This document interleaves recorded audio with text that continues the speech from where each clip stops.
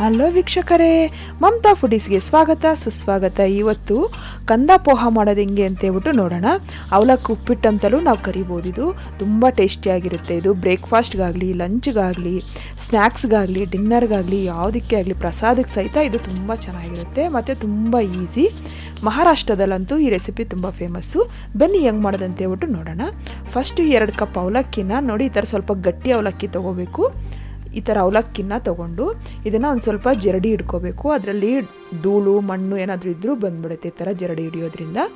ಈ ಥರ ಜರಡಿ ಹಿಡ್ದಾದ್ಮೇಲೆ ಇದಕ್ಕೆ ನೀರು ಹಾಕ್ಬಿಟ್ಟು ಒಂದು ಅರ್ಧ ಲೀಟ್ರಷ್ಟು ನೀರು ಹಾಕ್ಬಿಟ್ಟು ಚೆನ್ನಾಗಿ ವಾಶ್ ಮಾಡ್ಕೊಬಿಡ್ಬೇಕು. ಜಾಸ್ತಿ ವಾಶ್ ಮಾಡೋದೇನು ಬೇಡ.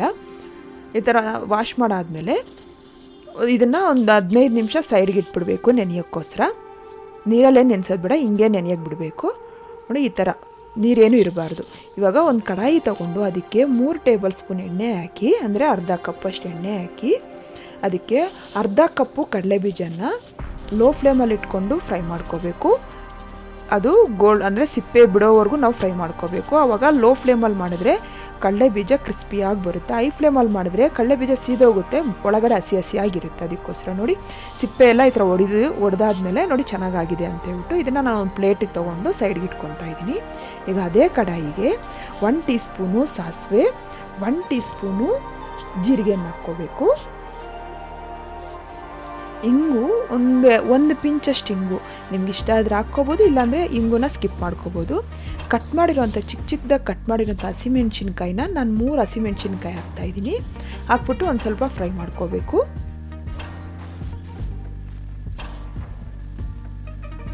ಈಗ ಇದಕ್ಕೆ ಒಂದು ಸ್ವಲ್ಪ ಕರಿಬೇವು ಹಾಕ್ಕೊಂಡು, ಈಗ ಚಿಕ್ಕದಾಗಿ ಕಟ್ ಮಾಡಿರೋಂಥ ಈರುಳ್ಳಿನ ನಾನು ದೊಡ್ಡ ಸೈಜ್ ಆದರೆ ಒಂದೇ ಸಾಕು, ಇಲ್ಲಾಂದರೆ 2 ಹಾಕ್ಕೋಬೇಕು. ಹಾಕ್ಕೊಂಡು ಚಿಕ್ಕದಾಗಿ ಕಟ್ ಮಾಡ್ಕೊಂಡಿರಬೇಕು. ಇದನ್ನು ಒಂದು ಸ್ವಲ್ಪ ಹಸಿ ವಾಸನೆ ಹೋಗೋವರೆಗೂ ಫ್ರೈ ಮಾಡ್ಕೋಬೇಕು. ಮೀಡಿಯಮ್ ಫ್ಲೇಮಲ್ಲಿ ಇಟ್ಕೊಂಡು ಮಾಡ್ಕೋಬೇಕು. ತುಂಬ ರೋಸ್ಟ್ ಮಾಡ್ಕೊಳ್ಳೋದೇನು ಬೇಡ. ನೋಡಿ, ಹಸಿ ವಾಸನೆ ಹೋಗೋವರೆಗೂ ಈ ಥರ ಫ್ರೈ ಮಾಡ್ಕೊಂಡ್ರೆ ಆಯಿತು. ಈಗ ಇದಕ್ಕೆ ಸೀಕ್ರೆಟ್ ಇಂಗ್ರೀಡಿಯೆಂಟ್ ಏನಪ್ಪ ಅಂದರೆ ಆಲೂಗಡ್ಡೆ. ಚಿಕ್ಕದಾಗಿ ಕಟ್ ಮಾಡಿರೋಂಥ ಆಲೂಗಡ್ಡೆನ ನೋಡಿ ಇಷ್ಟಿಷ್ಟು ಸಾಕು, ಕ್ಯೂಬ್ಸ್ ಥರ ಚಿಕ್ಕದಾಗಿ, ತುಂಬ ಚಿಕ್ಕದಾಗೂ ಅಲ್ಲ ತುಂಬ ದೊಡ್ಡದಾಗೂ ಅಲ್ಲ, ಒಂದು ಸೈಜಲ್ಲಿರಲಿ. ಒಂದು ಆಲೂಗಡ್ಡೆನ ಕಟ್ ಮಾಡಿಕೊಂಡು ಒಂದು ಸ್ವಲ್ಪ ಎಣ್ಣೆಯಲ್ಲೇ ಫ್ರೈ ಮಾಡ್ಕೋಬೇಕು. ಈ ಥರ 1 ನಿಮಿಷ ಈ ಥರ ಮೀಡಿಯಮ್ ಫ್ಲೇಮ್ ಇಟ್ಕೊಂಡು ಫ್ರೈ ಮಾಡ್ಕೊಂಡಾದ್ಮೇಲೆ ಇದಕ್ಕೆ ಒಂದು 1/4 ಕಪ್ಪಷ್ಟು ನೀರು ಹಾಕ್ಕೋಬೇಕು. ಒಂದು ಸ್ವಲ್ಪ ಅರಿಶಿನ, ಉಪ್ಪು ರುಚಿಗೆ ನೋಡ್ಕೊಂಡು ಹಾಕ್ಕೋಬೇಕು. ಉಪ್ಪು ಜಾಸ್ತಿ ಹಿಡಿಸಲ್ಲ. ಸಕ್ಕರೆನ ನೋಡಿ ಅರ್ಧ ಟೀ ಸ್ಪೂನು ಸಕ್ಕರೆ ಹಾಕ್ಕೋಬೇಕು. ಸಕ್ಕರೆ ಹಾಕೋದ್ರಿಂದ ಅವಲಕ್ಕಿಗೆ ತುಂಬ ಟೇಸ್ಟ್ ಬರುತ್ತೆ. ಇದೆಲ್ಲ ಹಾಕಿ ಒಂದು ಸ್ವಲ್ಪ ಮಿಕ್ಸ್ ಮಾಡಾದ್ಮೇಲೆ ಈಗ ಇದಕ್ಕೆ ನೀರು ಹಾಕ್ಕೋಬೇಕು. ತುಂಬ ನೀರಲ್ಲ, ಒಂದು 1/4 ಕಪ್ಪಷ್ಟು ಅಂದರೆ ಒಂದು 3 ಟೇಬಲ್ ಸ್ಪೂನ್ ಅಷ್ಟು ಹಾಕ್ಬಿಟ್ಟು ಇದು ಚೆನ್ನಾಗಿ ಮಿಕ್ಸ್ ಮಾಡಿಕೊಂಡು ಈಗ ಇದನ್ನು ಲಿಡ್ ಕ್ಲೋಸ್ ಮಾಡಿ ಒಂದು 5 ನಿಮಿಷ, ಅದು ಆಲೂಗಡ್ಡೆ ಅಂದರೆ 5 ನಿಮಿಷ ಅಂದರೆ ಆಲೂಗಡ್ಡೆ ಮೆತ್ತಗಾಗೋವರೆಗೂ ನಾವು ಅದನ್ನು ಸ್ಟೀಮಲ್ಲಿ ಬೇಯಿಸ್ಕೋಬೇಕು.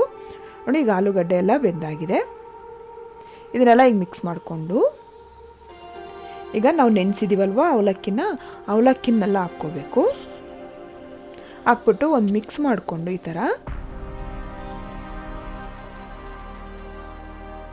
ಎಲ್ಲ ಚೆನ್ನಾಗಿ ಟಾಸ್ ಆಗೋ ಥರ ಮಿಕ್ಸ್ ಮಾಡ್ಕೋಬೇಕು. ಎಲ್ಲ ಟಾಸ್ ಮಾಡಿಕೊಂಡು ಈ ಥರ ಈಗ ಇದಕ್ಕೆ ಒಂದು 1/4 ಕಪ್ಪಷ್ಟು ನೋಡಿ ಈ ಥರ ಎಡ್ಜಲ್ಲಿ ನೀರು ಹಾಕ್ಕೋಬೇಕು. ಈ ಥರ ನೀರು ಹಾಕ್ಕೊಂಡು ಈಗ ಅದನ್ನು ಲಿಡ್ ಕ್ಲೋಸ್ ಮಾಡಿ ಸ್ಟೀಮಲ್ಲಿ ಅಂದರೆ ಲೋ ಫ್ಲೇಮಲ್ಲಿ ಒಂದು 5 ನಿಮಿಷ ಅದು ಬೇಯಬೇಕು. ಈ ಥರ ಮಾಡೋದ್ರಿಂದ ಅವಲಕ್ಕಿ ತಣ್ಣಗಾದ್ಮೇಲೂ ನಮಗೆ ತುಂಬ ಟೇಸ್ಟಿಯಾಗಿರುತ್ತೆ. ನಾವು ಬಾಕ್ಸ್ಗೆಲ್ಲ ತೊಗೊಂಡೋದ್ರೂ ತಿನ್ಕೋಬೋದು, ಅಷ್ಟು ಚೆನ್ನಾಗಿರುತ್ತೆ ಈ ಥರ ಹಾಕಿ ಮಾಡೋದ್ರಿಂದ. ನೋಡಿ, ಎಲ್ಲ ಈ ಥರ ಆಗಿದೆಯಲ್ಲ. ಈಗ ಸ್ಟವ್ ಆಫ್ ಮಾಡಿಕೊಂಡು ಎಲ್ಲ ಮಿಕ್ಸ್ ಮಾಡಾದ್ಮೇಲೆ ಇದಕ್ಕೆ ನೋಡಿ ನಿಂಬೆಹಣ್ಣು ಹಾಕ್ಕೋಬೇಕು. ನಾನು ಅರ್ಧ ನಿಂಬೆಹಣ್ಣು ಹಾಕ್ತಾಯಿದ್ದೀನಿ. ನಿಂಬೆಹಣ್ಣು ಹಾಕಿ ಈಗ ಅದಕ್ಕೆ ನಾವು ಒಂದು ಸ್ವಲ್ಪ ಕಟ್ ಮಾಡಿರೋಂಥ ಕೊತ್ತಂಬರಿ ಸೊಪ್ಪು ಮತ್ತು ನಾವು ಫ್ರೈ ಮಾಡ್ಕೊಂಡಿದ್ದೀವಲ್ವ ಕಡಲೆ ಬೀಜನ ಹಾಕ್ಬಿಟ್ಟು ಎಲ್ಲ ಒಳ್ಳೆ ಮಿಕ್ಸ್ ಮಾಡಬೇಕು.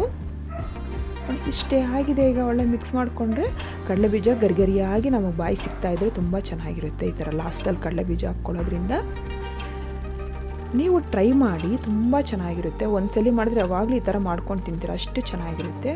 ಇಷ್ಟ ಆದರೆ ಲೈಕ್ ಮಾಡಿ, ಶೇರ್ ಮಾಡಿ, ನನ್ನ ಚಾನಲ್ಗೆ ಸಬ್ಸ್ಕ್ರೈಬ್ ಮಾಡೋದು ಮಾತ್ರ ಮರಿಬೇಡಿ. ಹೆಂಗೆ ಬಂದಿದೆ ಅಂತ ಹೇಳ್ಬಿಟ್ಟು ಕಾಮೆಂಟ್ ಬಾಕ್ಸಲ್ಲಿ ಬರೆದು ತಿಳಿಸಿ. Thank you.